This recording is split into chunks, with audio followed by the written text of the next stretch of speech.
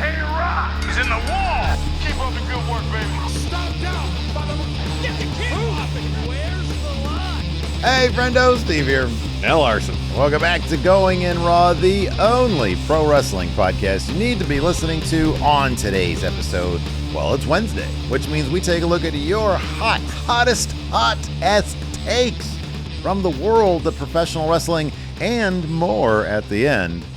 But first, we got WrestleMania coming up. One of the biggest matches on the card is Oba versus Brock. UAP Company here says, with his hot take, their hot take, Oba versus Brock should be the Night 2 main event. Well, if you listen to Paul Heyman, any match that Brock is in is the main event. It's like the Kiss Demon special main event, the mid-card. Special main event. There's been several WrestleManias where they've had several main events throughout the card. Mm-hmm. I mean, it seemed like there was a time where Vince was saying every match on the WrestleMania card was the main event. Mm-hmm. Here's the thing. If by some chance this were to happen, it would the only result that would be acceptable is one, Oba up. Yeah. I think that like a case could be made for this main eventing Night 2 with some very important caveat stipulations, whatever you want to say. Mm-hmm. And that being, if they advertise this as Brock's last match ever, if they did something, if they could figure out a way, you know, for example, Brock versus Undertaker could have main evented that year when Taker's streak was broken. Mm-hmm. End of an Era could have main evented Without a doubt that year, because certain matches can be billed as and marketed in such a way that it feels larger than the world title. And I think that there, you know, could be a situation where the new Brock Lesnar, Obafemi, dethroning Brock Lesnar could be the ultimate main event of a WrestleMania. The way it's billed right now, it can't, because Brock is still going to be wrestling. He has lost at WrestleMania before. Like, there's nothing overtly special or once in a lifetime necessarily about this match that would necessitate, or that you could understand why they would do that. If they were to add some sort of, you know, career versus whatever, then yeah, I could see that. If they wanted to build this, you know, the main attraction of this year's WrestleMania around some sort of like Brock Lesnar centric thing, then sure. But, you know, otherwise, this shouldn't main event Night 2, because it's not the most important match on the card. it might not be, but I don't know if there's a feud that people are there's a single performer that the crowd is as vocally excited for at this current moment as Obafemi. When he shows up, especially to confront Brock, that arena is loud. You know, that's the only real case I can make for it at this juncture, because you're right. The stakes of the story aren't necessarily as high as some of the other ones. But in terms of, I think, audience interest in seeing this match happen, this is pretty high up there. I'd say it's you know, yeah, it's like top 5, maybe. Yeah, might even be top 3. Top 3, yeah. maybe. Yeah. I mean, the two main events that we got going on right now are both, you know, I mean, the Randy thing, people seem to be into that, you know, because he's a bad guy again. And, you know, obviously people are into the Punk Roman thing, and they seem to be doing something interesting with the Bloodline stuff. Punk is still, for my money, the most popular guy on the roster. I don't know. You hear that crowd chant for Roman last night and chanting one more time after he put Punk through the announce table. Well, they always chant that. I mean, that's when something cool happens. They want to see it again. It doesn't matter who it happens to. They want to see that shit again. They could test that against the hottest babyface. If hottest babyface, that's their name. If hottest babyface something happens to them, yeah, people. If it's cool, they want to see it happen. I don't know. Yeah. I feel like there, to a certain extent, who does it matters too. Because if it's like, I don't know, The Miz powerbombing Cody through the announce table, I don't know if the crowd's going to chant one more time for that. If it's super cool, Yeah, they'll chant that. I Like, don't you know, know. it can't just be Miz doing a power bomb like that. But if Miz did something really cool, got the crowd excited, sure they would. Yeah, absolutely. No, I don't know what Miz could do to get the crowd excited, honestly.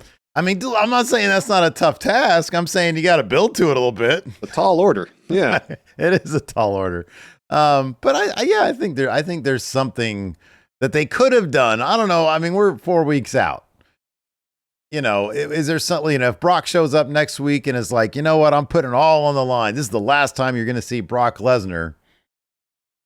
Then, yeah, maybe you could main event night 2. If they all of a sudden decide to make it as a retirement match, then sure. Yeah. I mean, yeah, that's a very obvious scenario where it could, that match could leap to night 2 main event status if they wanted it to. Yeah. Yeah, for sure. Next hot take here from Gaz Tasterly. Says women's storylines have been highly neglected compared to the men's going into this year's WrestleMania.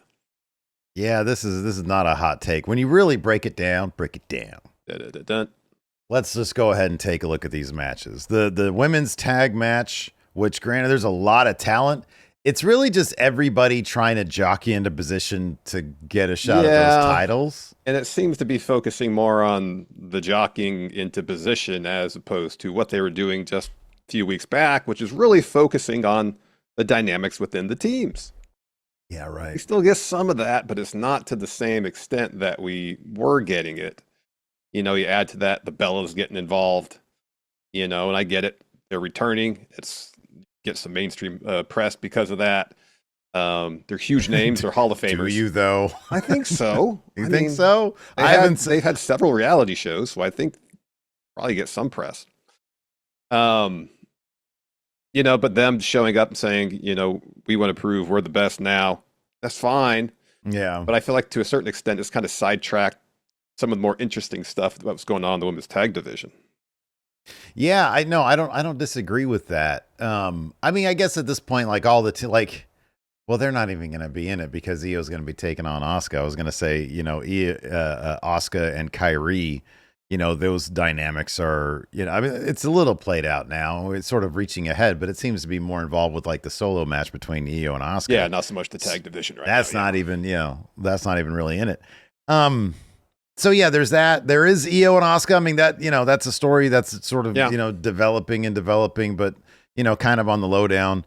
AJ versus Becky has been one promo after another. Granted, they're both pretty popular and they both elicit a crowd reaction, but not a ton of story there. The Rhea Jade one has been a huge ball drop. Yeah. I mean, god damn, dude, those are the most copy-paste promos. I know. There's nothing there. And they've tried to muster up some excitement for Stephanie versus Liv. There's been a couple decent promos. Still the best moment is when Stephanie made Liv cry. Yeah, that was good, and they really haven't done much with that since. No. And you look at then you know, compare that with, obviously there's been some effort in Punk Roman. There's been effort in Randy Cody. There's even been effort with Oba Brock because you have these two massive stand tall moments for Oba. This has obviously been pretty well thought out. Drew and Jacob Fatu. Yeah. That there's been effort put into that. So yeah, I mean, you know, when you take a look at them match by match, then yeah, there's nothing to disagree with here. I mean, they're getting it sucks when the best you could say is, well, they're getting matches. They're getting more matches than I think maybe typical. So they're gonna get maybe more time, but you know, if all these matches end up being 5 minutes long, then maybe not. I mean, there's another match that seems to be in the works, and that's Tiffany versus Julia. Yeah. You know, and again, it just seemed like, all right, Tiffany, you didn't win the Rumble, you didn't win Chamber.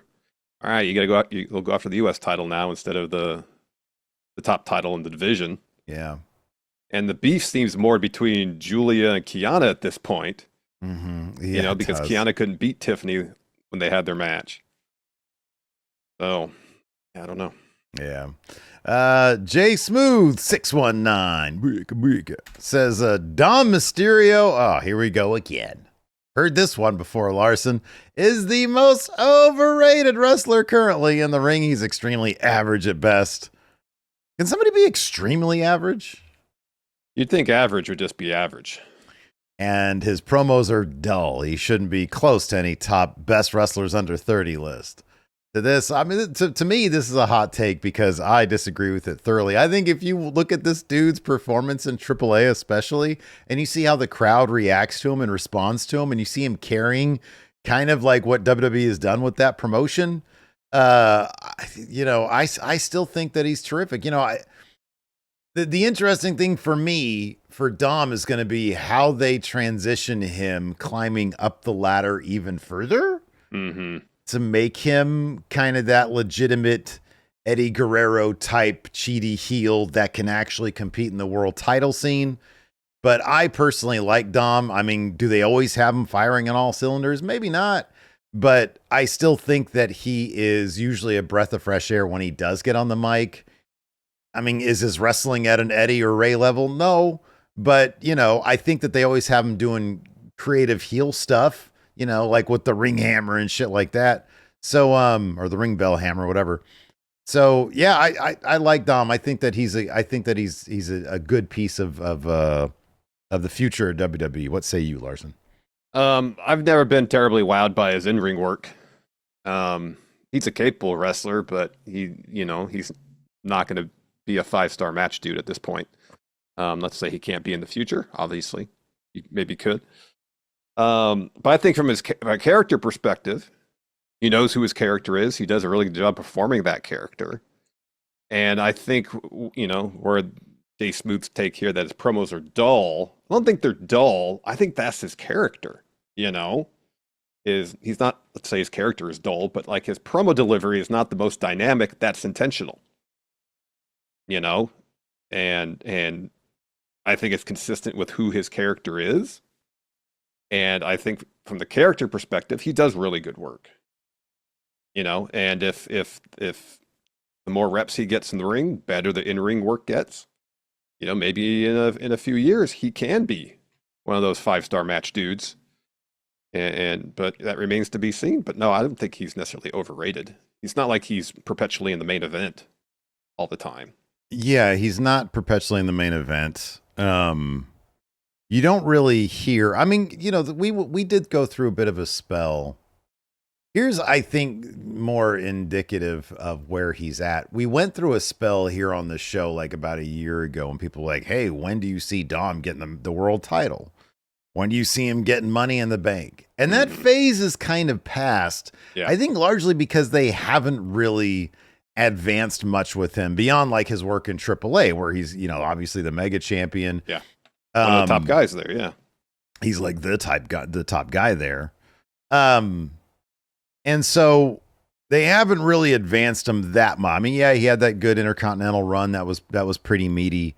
But I think also like a lot of his cool off might have been because the Judgment Day stuff. Number one, Liv was gone for a while. Mm-hmm. And she's kind of a really good, a piece to add dimension to his character, and vice versa, him with her as well. Mm-hmm. They play off each other very well. They do. But they also kind of cooled off on stories in Judgment Day until the Finn stuff very recently. Mm-hmm. There was a period of time where they were just sort of teasing a lot. And so you don't get a lot of meat there. Yeah. So I think that they just sort of cooled off Judgment Day a little bit. And that's going to cool off Dom because that's like his thing. Mm-hmm. So yeah, I don't know. I don't think he's overrated because I don't even know how people necessarily rate him. I don't think that they're like, oh, this guy, it's like LA Knight where people are like, oh, this guy needs to get, to the next level. It's like, he's a really good role player and he has that role in the thing. Yeah. And, whether or not he's going to advance beyond that, I feel like he probably will at some point, but yeah.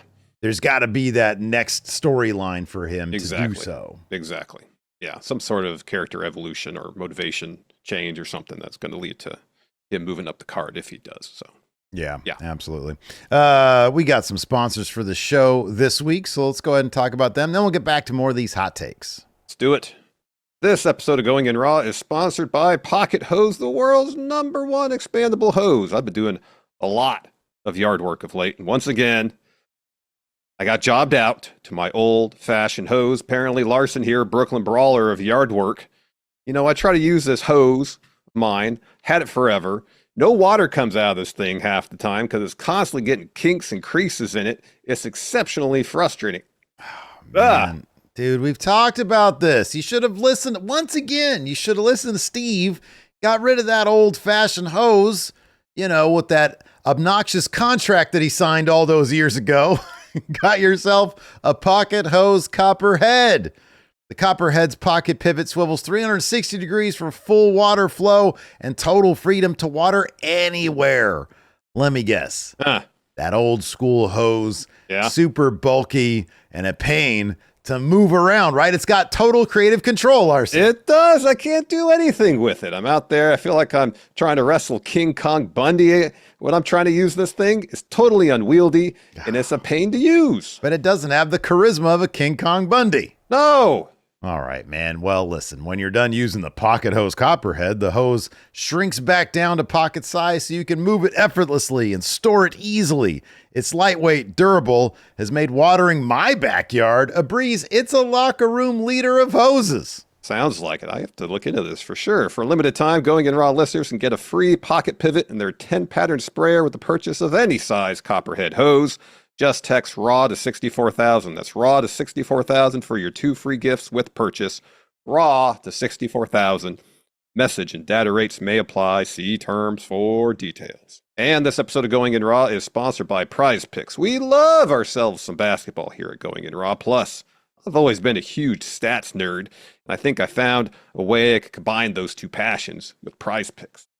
Yeah, man, Prize Picks makes every dunk, diamond board that much more exciting. And right now you can shoot your shot on Prize Picks and get $50 instantly in the lineups when you play your first $5. And getting started with Prize Picks is super easy. Just pick more or less on 2 to 6 players' stat projections. And if you get your picks right, you could cash in. You can pick from all your favorite sports, anything from basketball, baseball, hockey, UFC, soccer, college basketball, tennis, golf, esports, and more.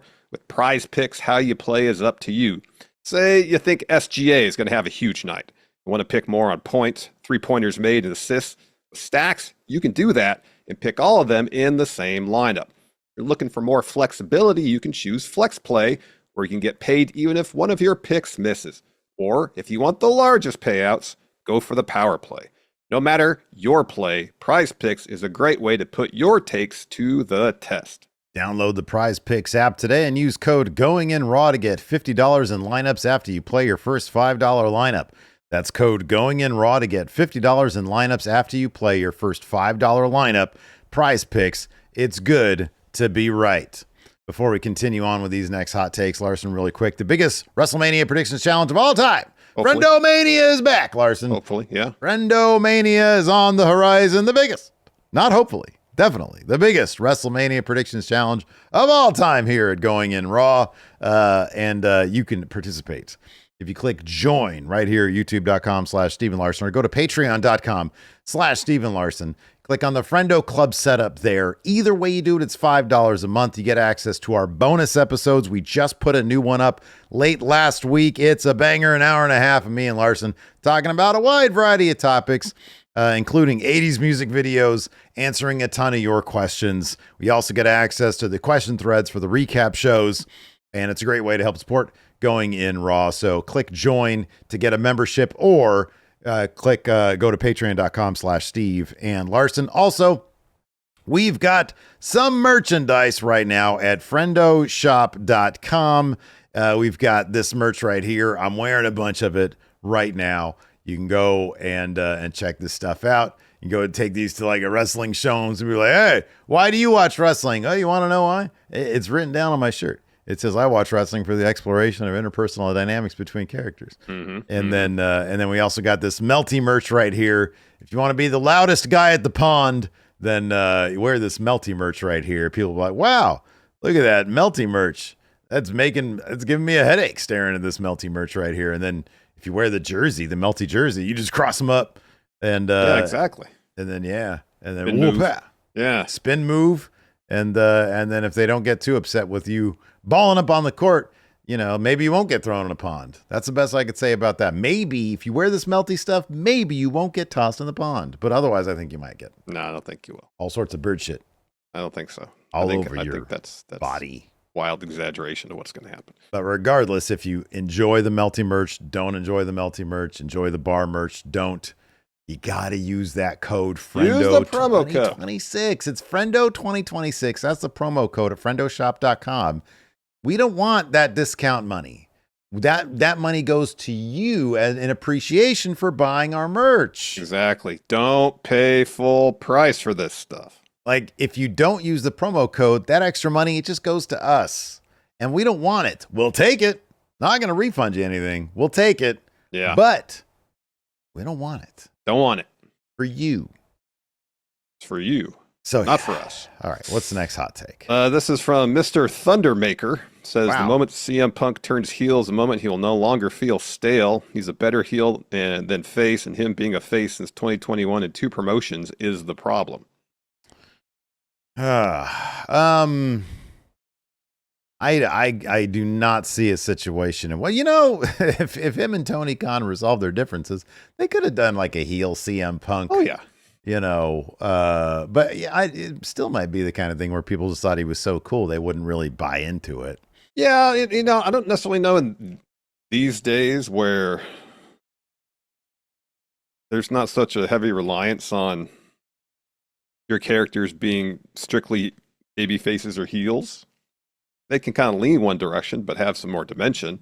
I don't know if that's necessarily an issue, the same level of issue it could have been years ago, where you're a face, you're a face. If you're a heel, you're a heel. If you're a heel, you can't be cheered for any reason. And if you're a face, you just can't be booed. You know, these days, I feel like there's a bit more dimension to the characters. And I don't know if it's as large of an issue if CM Punk is, by every definition, a heel. But the crowd is going to love his heel work because he is a really good heel. He's probably going to do cool shit. People cheer for that. And these days, I just feel like they're more inclined to embrace that as opposed to run away from it. Like we saw with Randy on SmackDown. Basically, the first thing he does is come out and drop a babyface promo. Yeah, he did. You know? And so you're going to see him kind of vacillating back and forth between, is he babyface? Is he heel? I wouldn't be surprised if that continues up until WrestleMania and through WrestleMania at this point. It all boils down to, is he doing cool shit? That's what is it boils the story down interesting? Is the character interesting? I think that's really more important. Because you look at some of the stuff he does, and it's an interesting situation now because, as you noted earlier, the crowd really pops for Roman. They love Roman. Mm-hmm. And that push and pull, and the same thing is going to be with Cody. The crowd loves Cody. Yeah. They love Randy as a heel. You want to make Randy as interesting to the crowd as you can. Then you have him do what he's doing right now, and Cody has to respond in a really cool way. And Cody's never been above being a little cheaty here and there. Mm-hmm. You know, he'll give it back to the heel the way the heel's given it to him. Mm-hmm. And that's the best situation. As long as Randy has a justification and a motivation for doing the things that he does, and he explained it best he could in his promo on SmackDown. Mm-hmm. And the same goes with CM Punk. Yes, CM Punk is stale when he's got nothing to work with. When he has something good to work with, then it's, you know, everybody benefits and it's interesting. But I don't think he, you know, if he, like, what would entail, you know, like we've talked about this before. What would sort of that entail? Him joining a shitty heel faction like the Vision? That'd be lame. It would be lame. It would be You lame. And I think what Punk's doing right now, his motivation is no longer happy to be back in WWE. And that was kind of the thing for the year and a half, 2 years. That seemed to be his motivation as a character. I'm happy to be back. Now he wants to fuck with Roman. He wants to play mind games with Roman. That's his motivation. Yeah. And that is just vastly more interesting than I'm happy to be back. Mm-hmm. And regardless if Punk's a face, he's a heel, his character has to have a motivation greater than happy to be there. And we got that now. And where that leads, is that going to lead to a heel turn? No, I don't know. Could he continue being face? Maybe. You just don't know. But at least the ride we're on for Mania, I feel like he's kind of broken free of some of the staleness that was kind of plaguing a lot of his storylines up until now. Yeah, agreed. And obviously the thing next would be after he gets past WrestleMania, assuming, because I have no idea what's going to happen at WrestleMania, if they are going to tell a story that involves the Usos and Roman, and you're sort of bringing back some bloodline stuff. Let's say, for example, what I mentioned on the Raw review actually does happen, and they're kind of setting up Roman versus Jay for like a SummerSlam, to try to, keep the Usos interesting. Then what does CM Punk then do from there? Does he still have the world title? If he loses the world title, does he get involved in all that? Does he go in a different direction? Does he end up right back with the Vision or with Rollins or whatever? That's really ground that I have no desire to see them tread again, even though they might want to go there again because it was never really properly resolved, I guess. But you got to keep him doing interesting things. And I mean, that's universal. That goes, it's very rare that I'd say probably like never that you could just have somebody bereft of stories and keep them interesting. Long term. Yeah. Yeah. Broken Novocaine here. Hot take says giving Gunther the career killer gimmick was a mistake. They're giving him these big wins against legends, but they're seemingly unwilling to have him go over the current top guys like Cody, Punk, and Roman. I mean, the proof is in the pudding, kind of. He had an opportunity to beat Cody, didn't. Lost to Punk. Don't believe he's faced off with Roman yet, but at this juncture, I'd be surprised if he beat him. There was a couple other hot takes that were similar to this that I didn't put in here, saying, what a massive mistake it was or could be if Gunther misses Mania, and it's a testament to kind of a one-dimensional approach they're taking with Gunther, because since his motivation at this point is strictly taking out older wrestlers so he gets more TV time, there's no fallback plan if there's not someone available for him to wrestle to follow through in that motivation, which is seemingly the case now. Ray's hurt. That was seemingly going to be the match. If Ray can't make it to Mania, they have no fallback for Gunther in terms of his character motivation, because his character is simply motivated by retiring old wrestlers. Yeah, I mean, I can sort of see it two ways. Like, number one, there is kind of a perfect matchup here. I hate to say this, but I do sort of wonder if LA Knight is in a holding pattern, because there's a possibility of him doing Brock. I mentioned the possibility of, what was it, him and Tom Brady. Oh yeah, against versus the Vision. Yeah. In which case, I don't know what you do with the Usos then, because it seemed like, I mean, they're doing a street fight on Raw, but and that shouldn't precede normal match. No, you wouldn't think so. But normal Mania matches might be a different situation. But maybe you could do Gunther versus LA Knight. It does feel like, they were going towards Ray, older wrestler, but Ray is injured. So, like, can they do that now? I don't know. I mean, I kind of feel like, hey, if you got Gunther,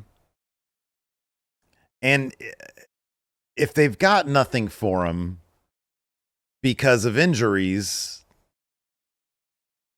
the fact that they can't find something for him, doesn't that mean that, like, they haven't really done their job with Gunther? So, yeah, I guess pigeonholing him into guy who wants to just beat older wrestlers, it sort of has impacted the importance of Gunther in the end. Yeah. I mean, it's hard to deny that. If it's like, well, we want to make sure that what we have for you at WrestleMania means something, because WrestleMania means something. Well, that supersedes the importance of Gunther then. And it's like, well, we don't need... It's like, Punk ain't getting left off the card. Roman ain't getting left off the card. No. Cody's not getting left off the card. Randy's not even getting left off the card. Yeah, there's probably at least 10 names that, short of being injured, are not getting left off the card. Gunther does Mania if they have something for Gunther. Mm-hmm. Yep.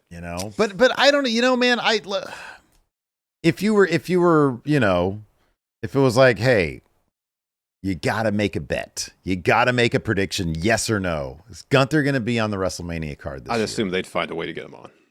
Me too. Now, is it Me going to be too. something really like meaty or important? Probably not at this juncture. No, we're 25 days away. That window has passed to build up a really interesting story for Gunther hitting into WrestleMania. Mm-hmm. So it could be something, if it's LA Knight, they cross paths backstage. I don't know, Gunther insults them, LA Knight wants a match. And then they're like, all right, it's going to happen at Mania. Mm-hmm. Yeah. That's going to be the extent of it. Yeah, right. Yeah. Yeah. So they both get on the card.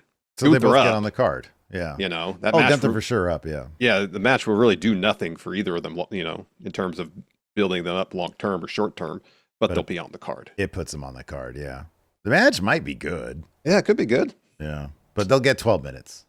They'll get 12. Probably 8. You think 8? They'd Maybe go under 8. 10? Yeah, maybe. Maybe, especially if it's night 2, because you know Punk and Roman's going to go long. Yeah, I wouldn't put any money on it going over 10. No. Shane Canavan with a hot take says WWE has undone 6 years of Matt Cardona's efforts to reinvent and revitalize himself in just 2 months. He's pretty much just 2020 Zack Ryder again. Okay, but here's the thing, though. The entire point, and I don't know how. You got to ask yourself, what does Matt Cardona want? What has he wanted? What has he wanted for like kind of years now? Go back to WWE. Go back to WWE. And he's there now.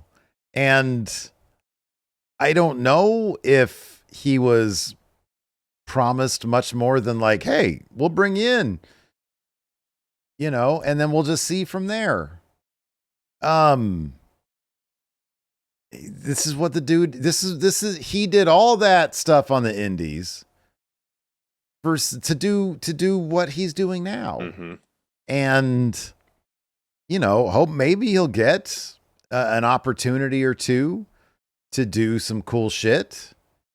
But, you know, for some people, you know, just, hey, I there's something I want to do. I want to go back to WWE. Yeah. Yeah. Well, he's there. And does it undo all the memories that we had with Matt Cardona on the indies? No, we got a bunch of great memories. But yeah, I don't know. I don't think it's undone anything, because the 6 years that he was out there, he had a lot of really great moments. Yeah. Yeah. Now, if he'd gone to WWE like at the peak of what he was doing in GCW when he was, you know, king of the death match, he was doing the really over the top sports entertainment stuff in GCW. If he was like peaking there, then went back, not to say that they would have elevated Matt Cardona to the main event WWE. I don't think that would have happened, but maybe they would have said, all right, what element of what he was doing can we bring over that can work within the context of WWE? But, you know, Cardona's still doing good work, but I think what he was doing in terms of kind of like the public perception, you know, he had that rise and everybody's like, oh my God, I can't believe Matt Cardona's doing this stuff. But then eventually he kind of settles back into a rhythm that's consistent, but maybe, you know, not as high profile as it was for that stretch where he was getting headlines all across the wrestling world because he was doing crazy stuff. So since he didn't come back to be at the peak of that, I wonder if they're like, all right, we'll bring you in. You'll be a utility dude here. We can plug you into feuds like the Randy Cody one because you have history with both of them. You're noted to be like longtime friends with Cody. There's some emotional thing we could do by having Randy beat the hell out of you, not just at the end of SmackDown this week, but whenever they have the match. Mm-hmm. Cody has to come out to make the save before he punts Cardona or something like that.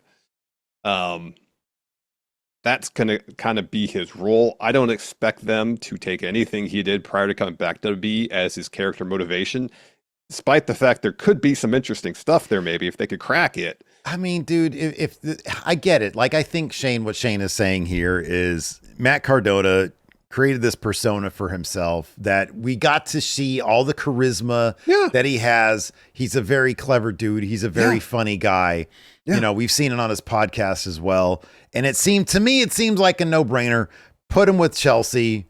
Maybe you bring Paige up with them and do that shtick. Just put him with Chelsea and have him do that shit. Yeah, it'd be great. And I think that would be awesome. They'd be fucking over. And I think that maybe that's Shane's point here. Yeah. And maybe they'll get around to that. I'm not going to say, oh yeah, they brought him in and they're using him to his greatest value. No, obviously not. No. But I don't know, again, it's one of those things where WWE evidently, Triple H evidently doesn't see that. Maybe he will, but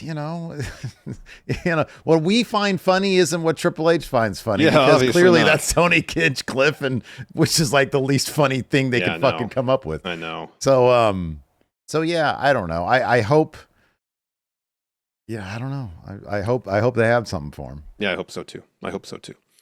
The blind cinephile here says the FAFO catchphrase is too goofy and lame. Either commit to actually saying it or don't. Feels like PG-13 edgy. Yeah, I'm not a fan of the FAFO thing.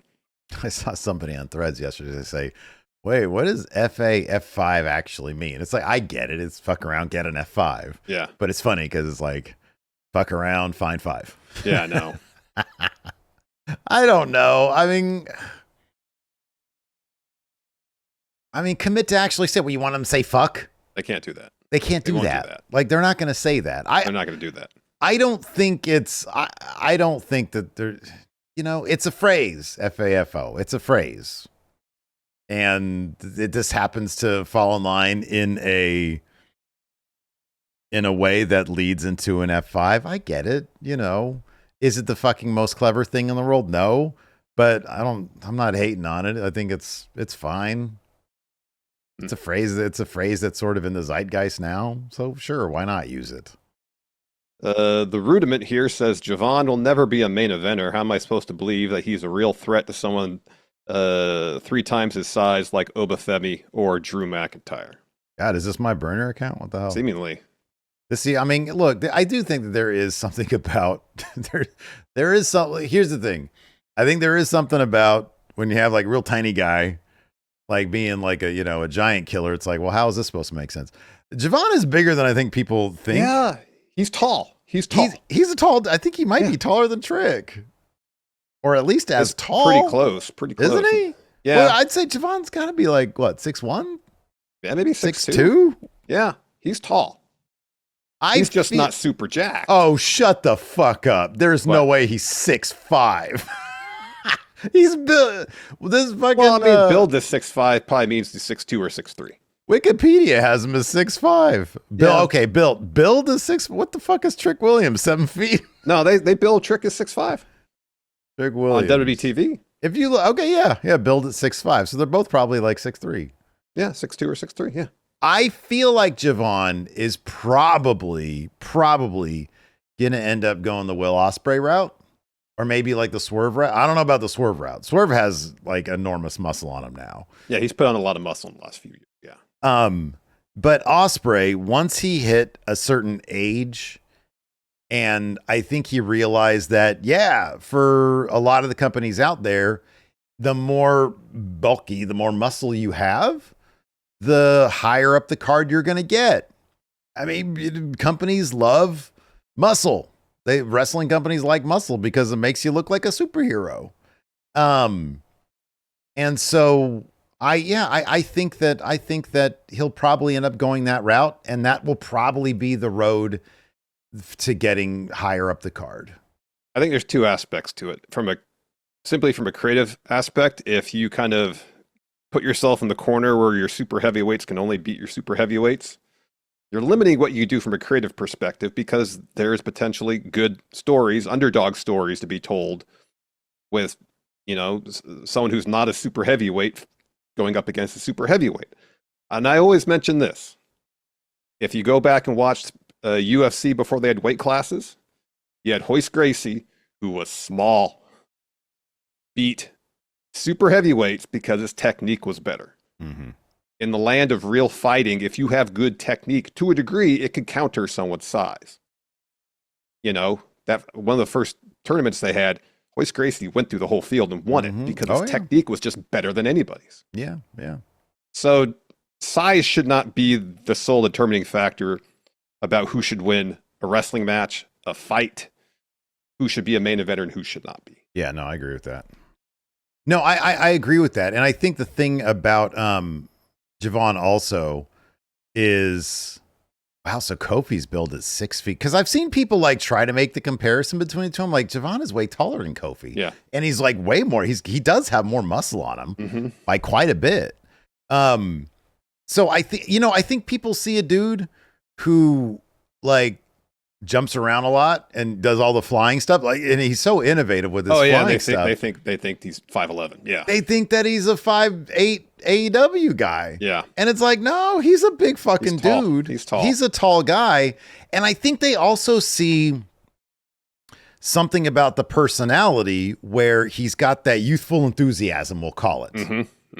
And they see that as unserious. They see that as, oh, he's not going to be able to, it's a mindset thing. Oh, he's not serious enough to do this. So you take all those things and you think of Javon Evans as maybe being smaller than he is because of those different factors. But no, he's a tall ass dude. I'm shocked that he's built at 6'5". That's fucking crazy. Yeah. I mean, you watch him in some of the stuff in NXT, especially because, from a character perspective, I don't feel like he's necessarily gotten the same opportunities to showcase the full breadth of what he can do from a character perspective on main as opposed to NXT. Sure, yeah. When he needs to get serious, he can get serious. He can, yeah, he can. But I think right now, on main, it's like you sort of reintroduce somebody. Yeah. And this is the approach they're taking as, hey, this guy is a super baby face. But I just hope that they don't run with that youthful enthusiasm thing to the degree that he's a pushover. Yeah. Yeah. And with the one-dimensional thing. Yeah.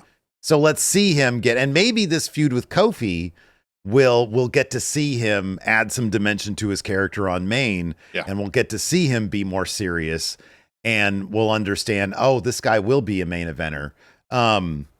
Because I mean, I think that he's like, I think that they've got their baby face for the future. You know, you look at Oba, and Oba's a face, but Oba's a monster, and so he could be either or.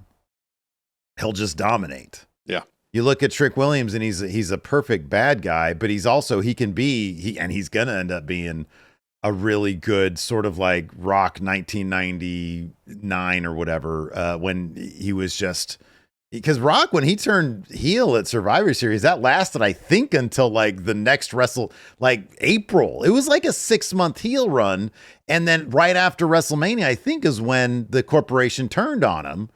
And he was back after he lost to Stone Cold, after he lost Stone Cold. And he ended up being a face again. Yeah. And because it's like the crowd they're not going to take him as being a bad guy when he got so much charisma. And that's going to be Trick. Yeah. But then you have a different kind of baby face with Javon, where there's none of that ambiguity, but it's like, let's see the serious side of him. So exactly. I think he'll be fine as long as creative understands all that. Exactly. Because he is already one of the best wrestlers on the roster. And the crowd loves him. And he's got one of the most genuine personalities as well. Yeah. He comes across so genuine. Yeah. That, as long as they don't kind of make him a one-dimensional character, absolutely. Yeah. He's going to go far. I will say adding like some immediately outdated memes to his shirts are not going to do it. Like, he's still wearing the 6'7" shirt. Yeah, nobody does that anymore. Yeah, I know. Damon Harden here says WB has more of an issue with age behind the scenes than in ring. Talking about Bruce Pritchard. I guess Road Dogg's out now. Well, Road Dogg's out. Yeah, so it's still Bruce Pritchard though. Yeah. Michael Hayes probably. Yeah. I mean, dude, you look in the room on Unreal anyways, and the number of younger minds do seem to outnumber the older minds, but those older guys like Bruce Pritchard, I mean, it's just for Bruce Pritchard. Yeah. Yeah. And obviously the guy at the tippy top, Triple H. Mm-hmm. Yeah. So, but you got to think that. Yeah, I don't know. I mean, it's dude, we honestly don't have a genuine insight in terms of what those politics are like. And I feel like it's difficult to assess the situation properly. If you look at what they've been doing on SmackDown, it's a lot better than it was 3 months ago. Oh, without a doubt. It's better than it was last year when it was 3 hours. When we talk about, when we were doing our SmackDown review on Friday, we try to order our notes in terms of like, the stories that are being told, we don't do our reviews chronologically. Yeah. And it gets a little bit more complicated to do that when the show weaves a bunch of stuff in and out. But when the show weaves a bunch of stuff in and out, it makes for a better show. And I honestly think that is younger people in the room able to do that kind of kind of weaving in and out. Yep. Hot take here from Straight Fire says longevity does not equal a legendary career if most of it is in the mid or lower card.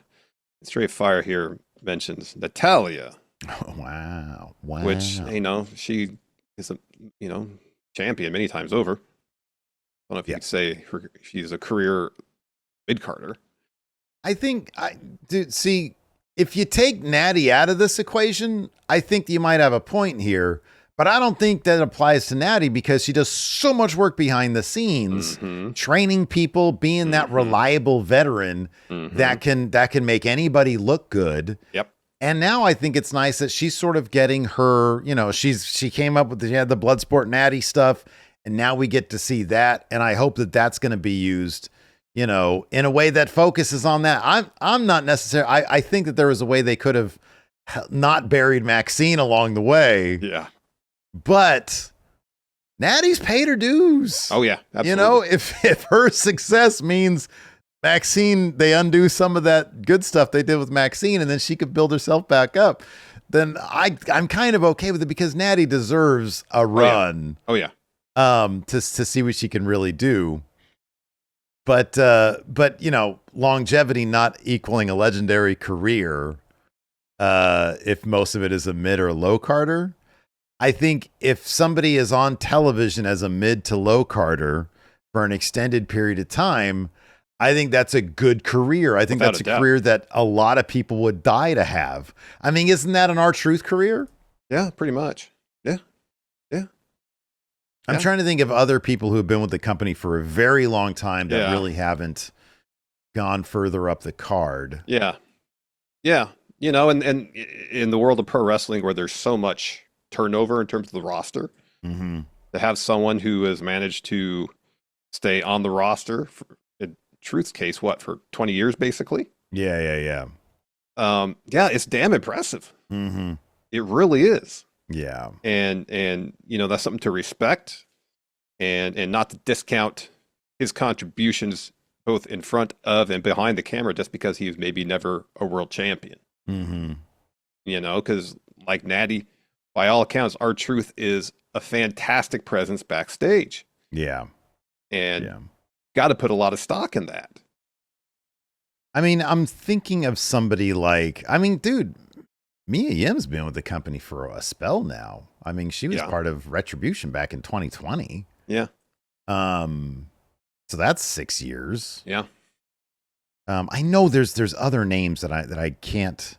I mean, I guess if you want to, someone kind of analogous to Natty is someone like Miz, world champ a couple times, underwhelming reigns, but by and large, his career has been in the mid card because he's been Intercontinental Champion how many times? Yeah. I wouldn't call his career legendary, but I have all the respect for his career because he's been in the company for 20 plus years, or around 20 years. I think there isn't a wrestler alive who wouldn't give everything up to have a Miz career. I mean, legendary is a weird term. I think he's like legendary adjacent. Yeah. Because my God, dude, the guy is like one of the most decorated wrestlers like in the company history. But yeah, you don't think of him as like a Bret Hart, or you don't think of him like at some point you got to separate the legends. Legend is like up here, it's like legend is, oh my God, this guy's WrestleMania moments are legendary. Yeah. I mean, the legends in my mind are people who have, as you mentioned, those moments, people who have captured the minds of wrestling fans like few have. Okay. What about Sheamus? I think that's another name that's kind of in that. People would die for that career. Absolutely. But would you call him a legend? No. Probably not, right? He's had a great career. They just use legends for everything these days. That's the problem. I know. but anybody would die for that Yeah, career. Great career. What, 2-time world champion? 2 or 3-time? The 3-time world champion, I think. Mm-hmm. You know, Rumble winner. Yeah. Money of the Bank winner. Great career. Yeah, great career. Nothing to sneeze at. Heck yeah. That's because it's not necessarily legendary. Doesn't mean it's a failure by any stretch of the imagination. Fantastic career. I'm sure Sheamus has made a shit ton of money along the way. But I mean, we're kind of justifying Straight Fire's hot take right here is that longevity does not mean I don't legend. necessarily disagree with the hot take, but I kind of disagree with the idea that, like, the prime example of that is Natalya. Yeah. You know, there's no. I don't think people don't need to be a legend in order to, Have a wildly successful wrestling career. Yeah. Yeah. Call Me Aries here says 2016 to mid 2017 was the greatest duration of wrestling ever. Every area of wrestling was thriving from WWE all the way down to Japan and to the Indies. You had matches like Omega versus Okada, Bullet Club still strong. The UK wrestling scene still in the boom period, even broken Matt Hardy in the Indies, SmackDown Live. Even when Jinder had the WWE title, everything around it was so good that it didn't bring the brand down. As a wrestling fan, it was like being at the greatest buffet in the world. I mean, probably most important in that run, of course, was the SmackDown episode on December 27th. You talk about the wild card finals of 2016. And of course, I'm talking about the wild card finals. I remember that being a real good episode of SmackDown. What was on that card that night, Steve? Oh, well, I'm glad you asked because the wild card finals came to us from Rosemont, Illinois, from the Allstate Arena in the greater Chicago area. Chicagoland. AJ Styles battled Nick Nemeth and Baron Corbin for the WWE Championship. John Cena returned to challenge the winner of that match. American Alpha captured the SmackDown Tag Team Championship. And women's champion Alexa Bliss went to war against Becky Lynch. It wasn't just a match. It was a war against Becky Lynch. That'd be a good episode. Granted, it was a decade ago, basically. IMDb, it got an 8.2 out of 10 star ratings. I remember that being a solid show. Yeah. Dude, perhaps we're coming up the 10th anniversary of that. Perhaps they should consider doing another wild card final. The wild card finals, too. Yeah. Yeah, there was a lot of good stuff. 2016, 2017. I mean, that's kind of speaking personally. When our channel blew up, it was 2016. That's most important, to be honest with you. That's most important. I think there was a lot of interest in wrestling. You know, it's before WWE took that huge downturn. 2016 was a solid year. It's where they had brought back SmackDown. I know SmackDown was still around, but it was the B show to Raw. And they brought back like the hard brand split, the draft. They made a huge effort to make SmackDown at least 1B to Raw's 1A. Because it was SmackDown Live at that point. Yeah. You know, they moved it to, was it Thursday at that point? Mm-hmm. And 2016 SmackDown was pretty regularly a good show. Oh, dude, this 2016 was a really good year. It was, yeah. And you had Dean and AJ and Cena all in the title picture there. Mm-hmm. There was a lot of good stuff. And yeah, that's when New Japan was firing on all cylinders. Mm-hmm. And mentions the United Kingdom wrestling scene that was starting to blow up. Yeah, dude. Yeah. British Strong Style, all that shit. There was that moment where broken Matt Hardy was like the talk of the wrestling world. Yeah, dude. Yeah, boy, good memories. Exciting stuff going on then. Exciting stuff. Exciting. Next up, Michael Roche here with a hot take. Says WWE should put the Andre the Giant Memorial Battle Royal back on WrestleMania. 1000% agree with this one. Okay. Yeah. They were always fun. Yeah, they were always fun. 12-minute Battle Royal? Why not? It's fun. It's a fun thing to do. You know, I say this. How about you do this? You bring it back to the kickoff. You put it on the WrestleMania kickoff. They got to bring matches back to kickoff shows, Larson. Remember that time they had Dean Ambrose and Baron Corbin for the Intercontinental Yeah, we were at that WrestleMania. I know. It's like, why is the Intercontinental Championship being defended like not even the main event of the kickoff show? You got an 8-hour show. You can't put the Intercontinental match on it? That's wild. Wild card finals. I would say this. Here's the caveat for this one. Stakes. Not just the Giant Andre trophy. Yeah, a title shot. I agree with that. I was about to bring up the same thing. Yeah. Give it some stakes, man. You can kind of frame it as, all right, this is someone's last chance to get on the Mania card. Oh, that's a good one. Yeah, there you go. Because every year, at least one person's story is, I can find a way to get to WrestleMania. Get some qualifiers to get into the Andre. Yeah, Put it out there. Last See what chance happens. to get on the actual WrestleMania card. If that's the case, you could keep it on the WrestleMania SmackDown. Mm-hmm. I think more. Yeah, you're right. It needs stakes. It needs something. The winner should get something. The trophy's cool, but like something of consequence in terms of the stories being told. What if you do something like this? Every year you do, or not, you don't have to do it every year. This year, you do a multi-man ladder match for one of the mid-card titles. Mm-hmm. And you get one spot open, and the winner of the Andre gets in that match. There you go. There you go. Put it out there. See what happens. Hot take. This is a cold take to me. Mr. Sammy Sandman here says Steve and Larson should be the ones who induct Sid into the Hall of Fame. So it was announced today, and of course, the Friendos blew it up for us as well. Sid finally in the Hall of Fame. Would you consider his career legendary? I mean, main event of WrestleMania, won world championships everywhere he went. True. Yeah. But I don't know if I'd consider his career legendary. Look, Sid is one of my favorites. Yeah. I'm happy he's in the Hall of Fame. Well deserved. Should have happened years ago. Yeah. Been in our Hall of Fame, I think, since, if not the first class, the second. Yeah. And then bummed out it took this long. Sid's no longer with us. We need to reissue that shirt back there, the painting shirt right there. Yeah. To reissue that. And that's the bummer that Sid won't be there. Yeah. And, he's getting inducted via the legacy aspect of it. I'm just happy he's in because he should have went in a long time ago. I wish it had happened a few years ago, though. I know they always do this shit posthumously. I you know. Like let's get Vader in when he's alive. I know. Sid in when he's alive. Yep. Yeah. I mean, dude, Sid. I think. Let me put it this way.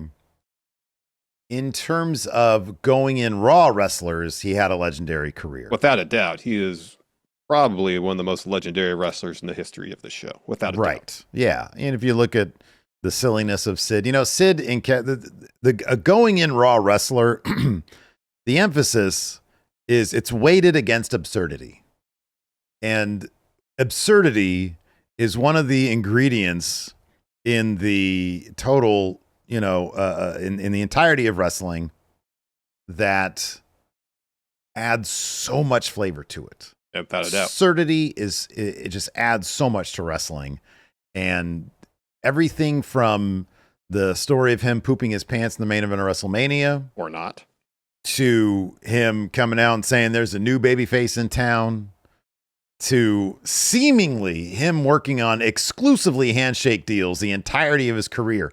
Being able to show up whenever and whenever he wanted to. Wherever and whenever he wanted to his softball career. The priority that softball took over his wrestling career. I mean, to his legendary shoot interviews, which offered zero insight whatsoever. Yeah. Just the recounting of events. That's the best. For all that, Sid is the best. It is the best. Yeah. Congratulations, Sid. Obafemi18 here says, Mr. Milchick is the most fascinating TV show character right now. Every time he is on the screen, you are glued to the screen. Boy, and it's funny because I love when an actor kind of comes out of nowhere because I didn't know who that actor was. Mm-hmm. Mm-hmm. And when you're able to remove any association you have with an actor and a character previous to what you're seeing, and it's this fresh thing. I wasn't too aware, for example, of who played Al? What was the name of the actor played Al Swearingen? Ian McShane. Ian McShane was not terribly aware of anything he did prior to Deadwood. Yes, and so that Swearingen character was it's like a revelation. Yeah. And Mr. Milchick is the exact same way. 1000%. What a fascinating, layered, interesting character with one of the greatest face turns, devour feculence that we've ever seen. Boy, he just, and this, but then, you see him in the trailer for like that last Mission Impossible movie. It's like, oh, they got Milchick. That's awesome for him because, that paycheck was huge. Yep. Terrific. Just a terrific actor, terrific character. Yeah, without a doubt. Yeah. Looking forward to more Severance to see where his character goes next. And finally here, Some hoops talks. We love hoops. Yeah. Andre Hawley says the 2016-17 Golden State Warriors would beat the 95-96 Bulls in a best-of-7 series. I mean, probably. I mean, dude, if it's a 1-to-1 thing, the athletes 20 years on would probably run circles around the 95-96 squad. Here's the thing. It would depend on in which era this best-of-7 was played. Like if the 96-97 Bulls were traveling forward in time to 2016-2017, they had to play the game under those rules. Mm-hmm. Versus the inverse, if the 2016-2017 Warriors had to travel back to 1995-96 and were utilizing the same method of training, had to play in that more physical game back then, I don't know. Draymond would love that shit. I know, but then he's got to go up against the Worm. He's got Rodman. Yeah. You know, you're gonna have Michael on Steph, and you're gonna have Scotty on Clay. Mm-hmm. MJ and Scotty, two of the best defensive players of their era. Rodman as well. I think it's going to be it'll be a competitive series. Yeah, dude. I don't know, man. I don't know. But you still got Durant on that team too. Yeah. Yeah. I don't know. They might have Rodman on Durant then. I think it's just Warriors just lights out. Yeah, I don't know about that. I don't know about that. 4-0, dude. I don't know if that's the case. No. Dude, it's a 20-year we trade. Like if the Warriors you gotta add, okay, so what's the displacement of space time? Is it simply like the Warriors get to do what the Warriors do here? Like, okay, let's say Warriors have a better record. 73 games to what? 70 games? Is that what it is? It was 73 to 72. 70. Okay, so it was one better. It was okay. just one more game. Yeah, the Warriors won one more game that season. Well, Warriors they've got home court. Yeah. So they train at their home. They have their home games in the year 2017. Sure. And then play the away games. All right, have in the United Center in 1996 under that era of basketball. Yeah, but like the Warriors, those are all athletes who were raised in the era they were raised, had access to the training that they had access to. 4-0. I don't know, man. 4-0, dude. I think here's the thing: is I feel like in general terms, the level of athleticism of basketball now overall, is better. Yeah, leaps and bounds. But you have some of the best athletes of the 90s. I think could hold their own in today's game. You put Michael Jordan in today's game, you telling me he's not averaging 35 points still? Without playing in a less physical style?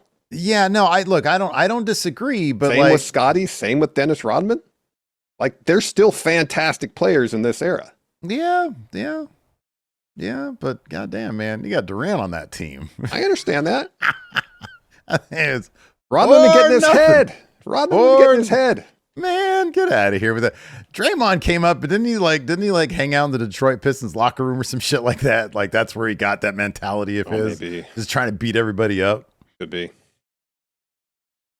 Yeah, I don't know. I think Draymond and Worm would be really interesting. That would be fascinating to see that dynamic. Rodman is unflappable. Like that dude, you cannot shake him.